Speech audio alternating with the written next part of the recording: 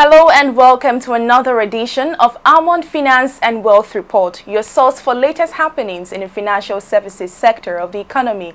I am Jennifer Obidiebube.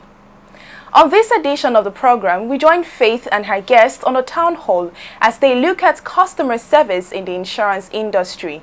As always, it's a no-holds-barred. You see, a lot of brokers don't do what you call after-sales service in insurance. Once they collect the premium, goodbye. Goodbye. They sit back until 12 calendar months. Also, we bring you highlights of the 2016 Business Day Technology Conference that took place recently at the Wheat Baker Hotel, Ikoyi, Lagos. The theme was Beyond Oil, ICT as a viable alternative. Technology makes it easy and cost-effective to reach large numbers of people and cut out layers of middlemen who are frequently diversionary and expensive. And of course, our insurance fact file. All these and more are what we have lined up for you this week. So sit back, relax, and spend this time with us. Details in just a moment. Please stay with us.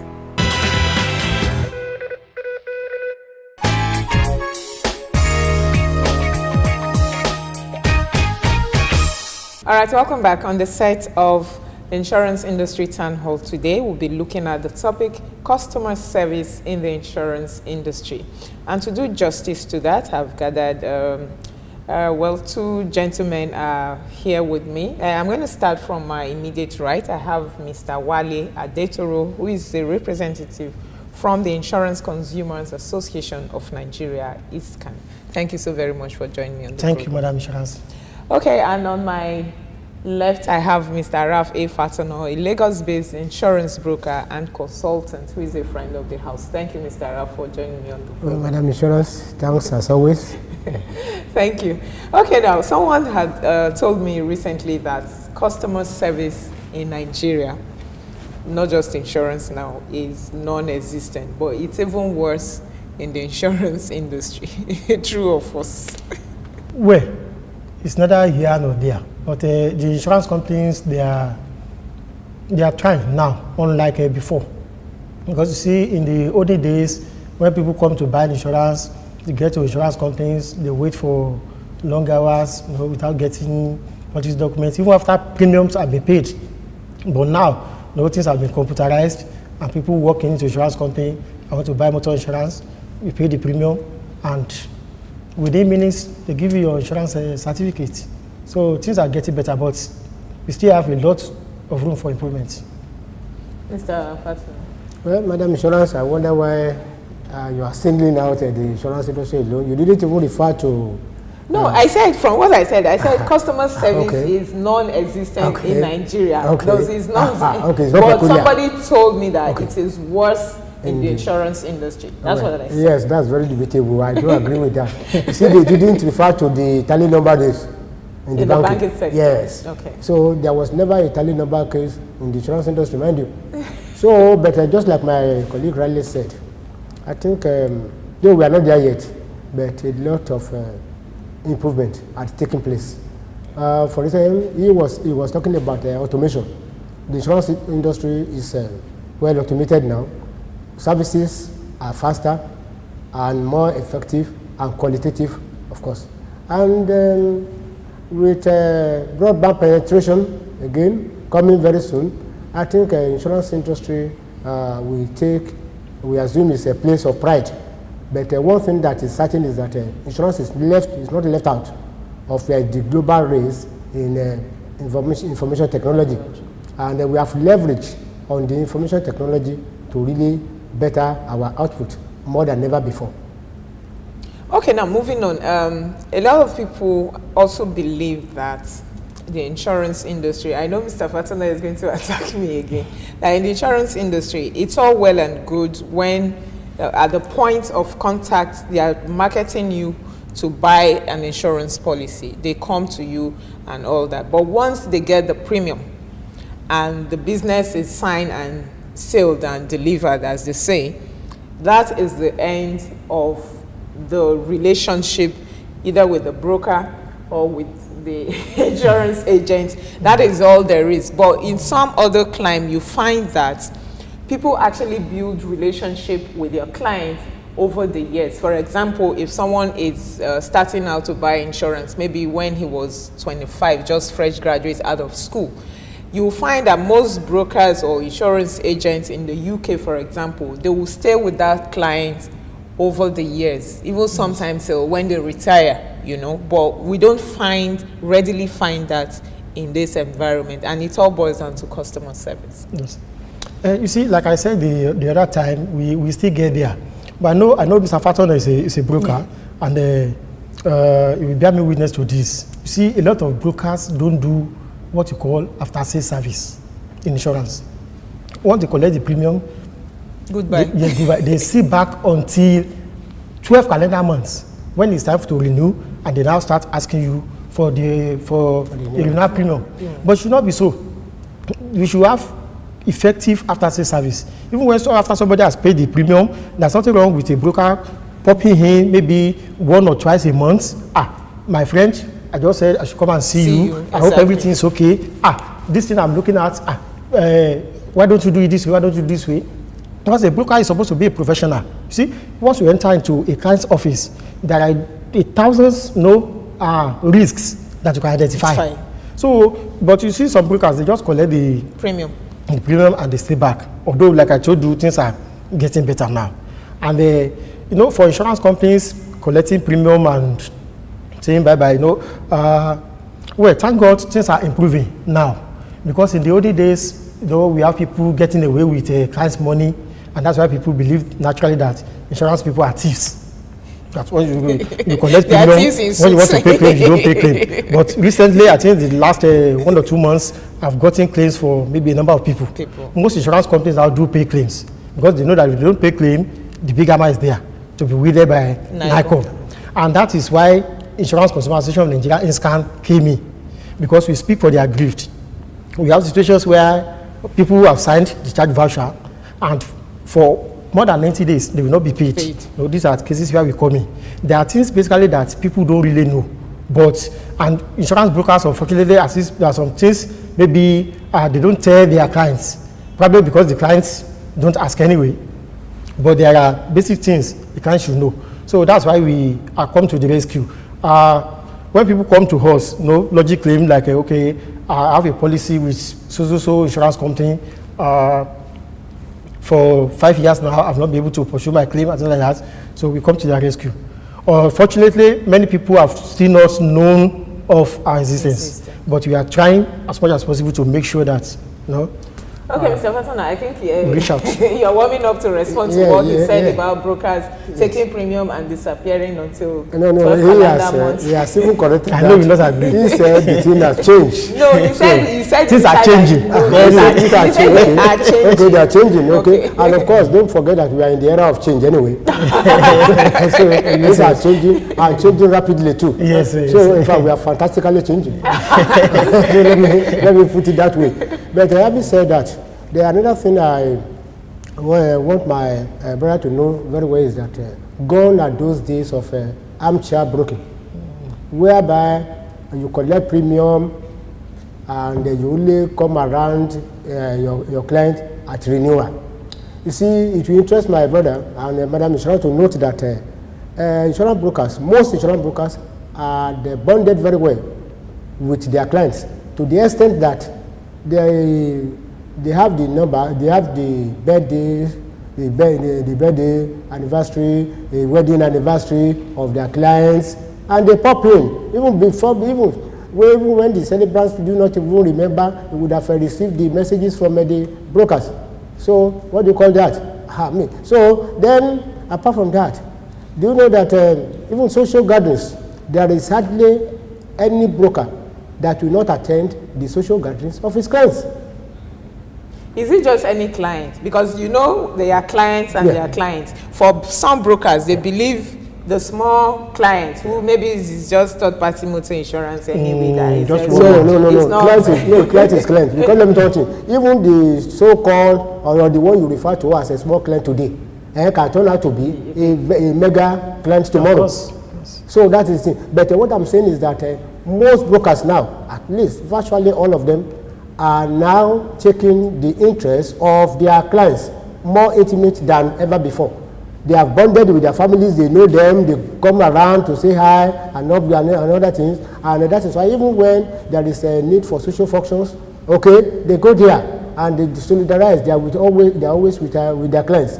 So the era of a broker sitting down and waiting and calculating the next renewal day is gone forever. And I'm happy that he said that even there are certain things that, that you could do before and get away with it. But with the almighty regulator there, okay, the regulator is behind everybody. So looking at you and it's ready to win. And above. Yeah, above. And it's ready to win the big stick in case there is an infraction.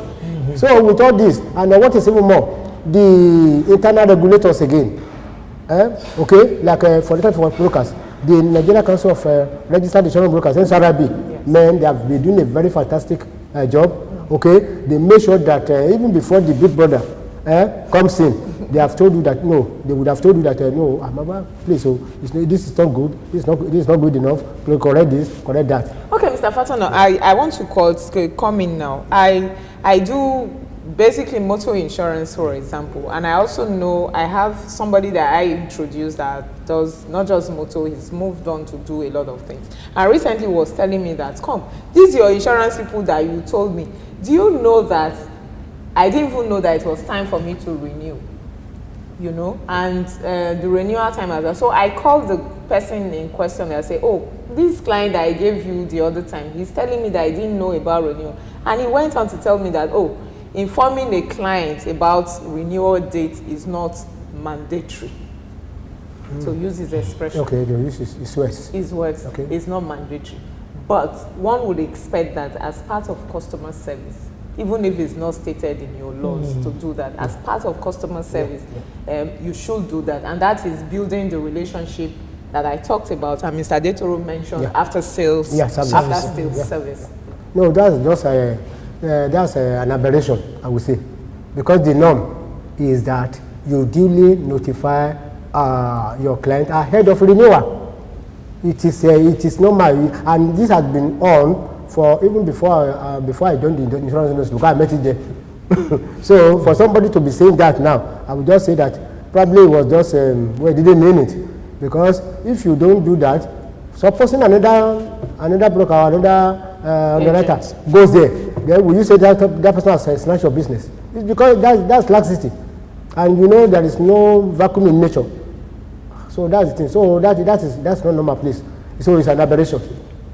Okay, let me just chip in. You see, it's normal and it's the best thing for a broker or for your agents to inform you before the time. But let's know that there is no compulsion on somebody to continue to do insurance with you. For example, if I insure with you this year and I'm not satisfied, there's nothing compelling me to continue insuring with you. Of course, I have choices. I can easily go to switch from company A to company B. But like I said, I think those are things brokers should do. Maybe a month or 3 weeks before renewal, people should be prompted. Your policy falls due on so date. Please, can we renew? And you said, please don't renew. So be it. I said, okay, please go ahead. Then the premium check follows, and you do the normal thing. Even, Madam, sorry, even in addition, you know that part of the renewal advice is that you will even ask the person whether you should renew on an existing basis. No, you want to make changes. Or you want to make changes. So that's the thing. So in which case, the person has the time to consider whether to renew on your existing basis or to vary the terms now. Because as institutions change, there's probably has acquired more assets, more vehicles or whatever, more so that we are even in the era of change.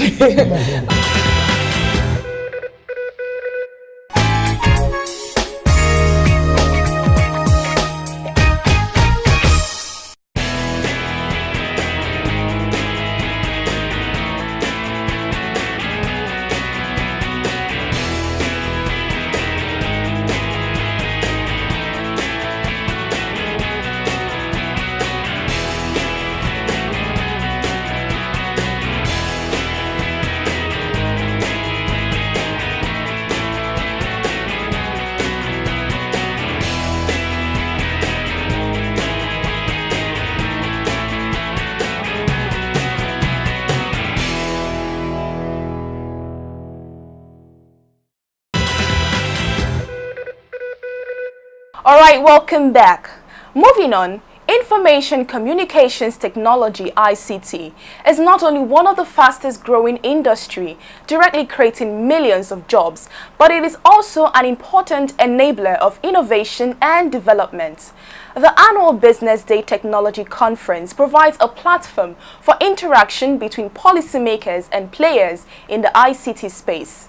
The 2016 edition, with the theme Beyond Oil, ICT as a Viable Alternative, was recently held at the Wheatbaker Hotel, Ikoyi, Lagos.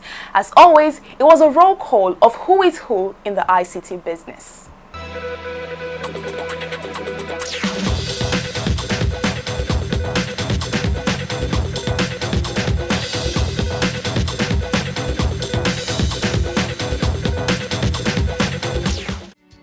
Findings from various countries confirm the positive effects of ICT on growth. For example, a 10% increase in broadband penetration is associated with a 1.4% increase in GDP growth in emerging markets. In China, this number can reach 2.5%. The doubling of mobile data use caused by the increase in 3G connections boosts GDP per capita growth rates by 0.5% globally. The annual Business Day Technology Conference, in partnership with ATCON, MTN, and RAC Center, provides a platform for interaction between policymakers and players in the information communications technology space. The 2016 edition, with the theme Beyond Oil, ICT as a Viable Alternative, was recently held at the Wheatbaker Hotel, Ikoyi, Lagos. Welcoming participants to the conference, Mr. Frank Aibogun, publisher and CEO, Business Day Media, said that the ICT sector can be a stronger pillar of support for the economy at this crucial time. We are of the belief that the ICT sector can and should indeed be a stronger pillar of economic support for the development of our country. And what we seek here to do this morning is to bring to the front burner those ideas and suggestions that can help Nigeria realize her full potential in this very critical sector.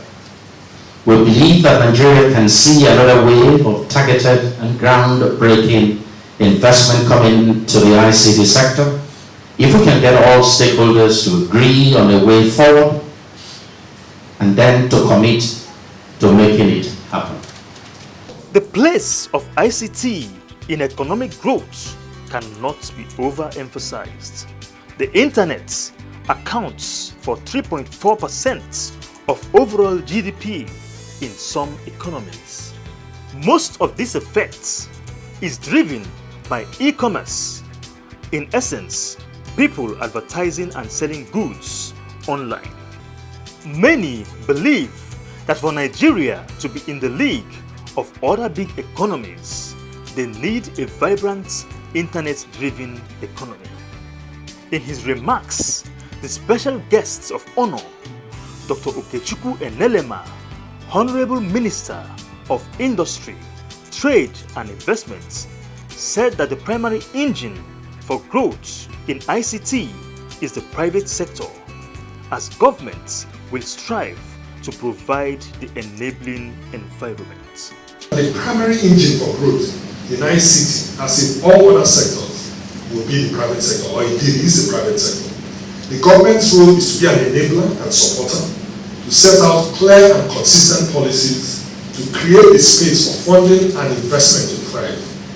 This is why at the top of our five-fold agenda at the Ministry of Industry, Trade and Investment lies this ambition to create an enabling environment for industry, for trade and for investment. As Nigeria plans on economic diversification, with ICT being a favorable option, talks on the technology-focused innovation hub project, Smart City, which was conceived in 2011 for the development of the country, appears to have fizzled out of the minds of the government. The first panel discussion of the technology conference focused on comparative analysis of oil and technology industries in Nigeria and assessment of achievements in the tech space. Moderator was Mr. Ayotunde Koka, Managing Director, RAC Center. Panelists were Mr. Olushola Teniola, President, Association of Telecommunications Companies of Nigeria, ASCOM. Mr. Akin Banusu, Country Manager, Dell Nigeria. Dr. Weboa, Principal, Boston Consulting Group. Mr. Hakim Adeniji Adele, Public Sector Director, Microsoft. Mr. Benjamin Benaim, Partner, Seedstars, and Mrs. Olainka David West, who stood in for Dr. Doyin Salami of the Lagos Business School. The second panel focused on current trends in the tech ecosystem and deepening its impact on Nigeria's GDP. Panelists were Mr. Collins Onwebu, who stood in for Mr. Tunji Elesho, Director, Co-Creation Hub, Nigeria. Mr. Ayotunde Koka, Managing Director, RAC Center. Mr. Kudzei Danha, Managing Director, SAP West Africa.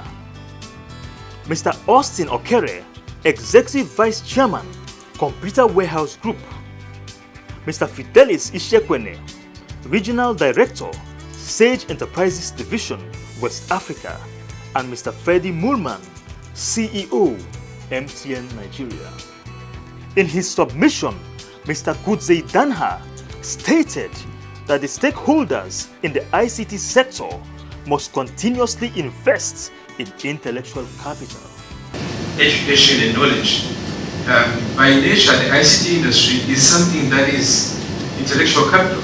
So unless there is a concerted effort to improve the intellectual capital, it will always be start and go. We cannot approach the ICT industry as other industries, like your extractive industries, because it's not like that. We have to invest in intellectual capital. And once we do that, the platforms are actually there for these scenarios. As expected, many participants at the conference had questions. No doubt, ICT has enabled the emergence of a completely new sector. The aim of the annual Business Day Technology Conference is to, among other things, bring attention on the economic potential of ICT as a viable economic alternative, as well as to provoke a national consensus on how to leverage ICT to enhance economic growth and development.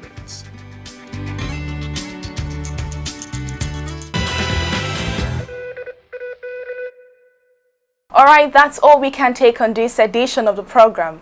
I do hope you enjoyed it. Join us again next week for a fresh package. In the meantime, feel free to contact us for sponsorship details and other inquiries on 01-776-3981, 080-335-7879 or 090-9685-2685, or send us an email on almond4xx@yahoo.com or almondproduction@gmail.com. Visit our website almondreports.com. Like us on our Facebook page Almond Finance and Wealth Reports, and subscribe to our YouTube channel Almond Reports TV to view past episodes of this program. I urge you as always to join us every Wednesday by 9:45 a.m. live on Niger FM 102.7 for our Pidgin English program Waiting Insurance They Do Sef. We are also available on WhatsApp on 080-335-7879, and you can follow us on Twitter at Madam Insurance.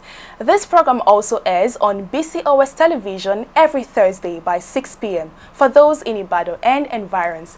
My name is Jennifer Obidiebube. From me and the entire crew, it's goodbye.